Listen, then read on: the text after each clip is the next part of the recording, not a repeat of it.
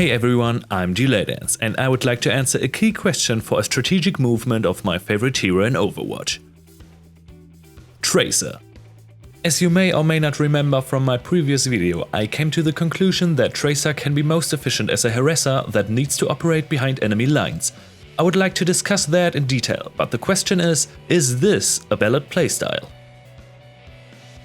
Picture this: you and your team need to escort the payload. Your opponents will set up a defensive line, probably with at least one Bastion and one Hanzo. Your team is well balanced, including a healer, most likely Mercy, a tank, some attackers plus you, Tracer, and maybe a builder and or another supporter. To wait until the payload reaches the point where both of them are able to unload on your team would not only be very risky but also very dumb. Since you chose Tracer as your hero, you definitely want to find your way behind those defenders and spam them to death with your bullet-spraying auto pistols. The trade-off to this playstyle is of course Tracer's low health, which makes every journey to the realms of your enemy a dangerous adventure that could end very quickly if your opponents are expecting you. Especially McCree is very dangerous to 1v1 against, since the whole purpose of this hero is to win those situations. But usually, the opposite is the case. I got a good example video right here.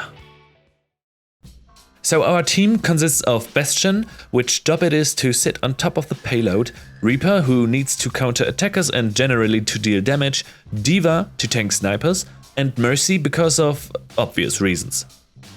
I got a little tip here: often enough teams try to trap the attackers at their spawn. But that also includes that the defenders are exposing their choice of heroes, which we can pick then the counters to.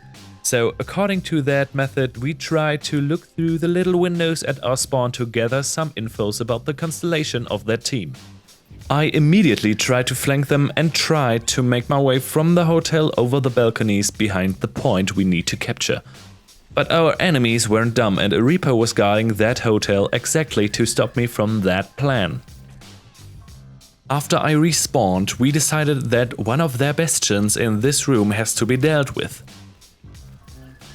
And since that way was now open, I flanked the point and finished the rest of their team.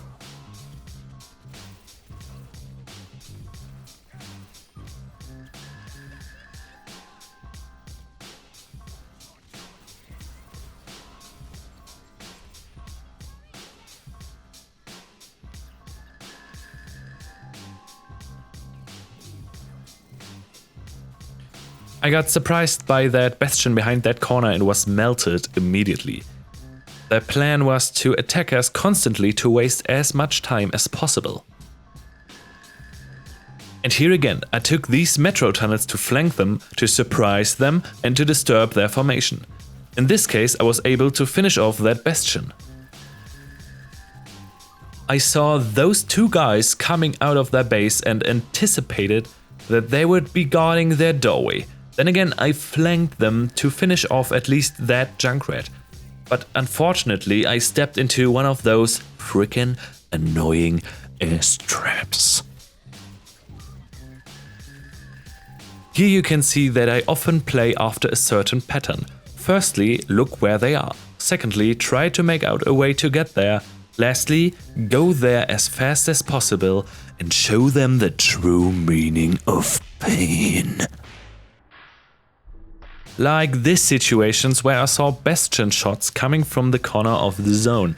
I linked my way over there and blasted him away since he was stuck in his torrent mode. And because I had that opportunity of being behind their lines, I took care of that super annoying but super fun to play with Torbjörn and his turret, which was bugging me right from the start. And as you can see, I continued my rampage to put some damage on that Reinhardt and Reaper, because they did not expect me to be right by their side. And this situation is also very important to point out. I tried the same method like before to stop that Bastion, but it did not quite go my way because he knew my intentions. He learned from his mistakes. But even this failed attempt took the attention of two enemies and they solely focused their fire on me, while my teammates made some progress with the payload without being disrupted by those two guys here. So even if those lone wolf actions go wrong, at least you can give your teammates a breather. Unless you die all the time, that would be very uncool. But this style of attacking, the falling in the back of your opponents, is even possible and effective when you have to defend the payload. Of course, this depends on the constellation of the enemy team and your own team, but in this match it saved our ass. As I mentioned in my previous video, the decision to choose Tracer in a defensive round is very risky and situational, but it can surprise your opponents. In this round, the enemy team was wrecking through us like nobody's business, and we found ourselves soon enough at the last part of the payload's way.